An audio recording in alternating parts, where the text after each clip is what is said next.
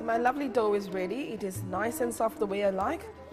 And I will be going to show you a series of different non-yeast flat breads. But I'm first going to start with roti, which is also known as chapati. Your dough needs to be very well kneaded, and it needs to be soft and pliable, as Dr. Ajit explained while he was making. Making roti is very simple and easy process. What you do is you just take a bit of dry flour in a dish, dust your fingers with dry flour, and take a small amount of prepared dough in your hand, dust it again a little bit, and then your other hand you just roll it into a flat disc shape.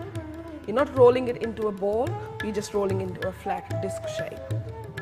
So once it is rolled like this, it shouldn't be too big or too small, a size that is comfortably sits in your hand. You dust that with flour again. Push it onto the bench top.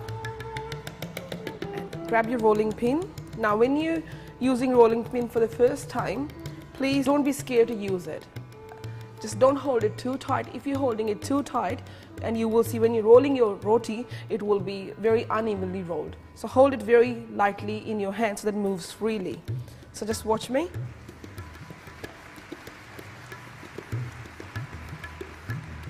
If you need more flour, just a little bit more flour. And roti dough is very different to your pastry dough, and we do not need too much of a dry flour when we're doing it. Otherwise it tends to burn. This is, if you pay attention, my roti is done, all evenly rolled from all the sides. And here is my tawa again on a heat, ready to go. And there, I put my roti onto the tawa.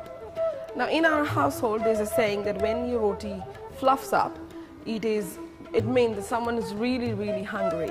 So let's see if this one fluffs up today.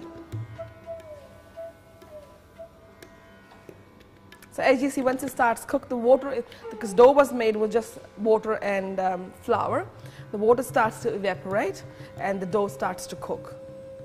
See how it is starting to, I don't know if you can see it, but see how it is starting to fluff up a little bit.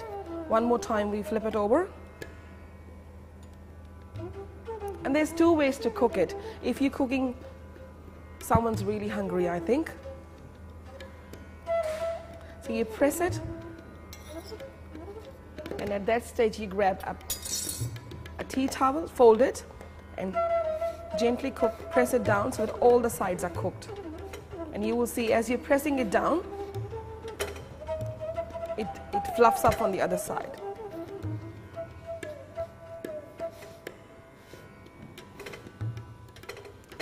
If you're making roti for the first time, what you can do is you can roll the rotis first and lay them on a cling film and put it aside, and then you can cook them one by one. So my roti is ready. When you're serving, you add once it is cooked on the tawa with no ghee. As I said, I didn't use any ghee this time. You just take a very little amount of ghee and just spread it on it.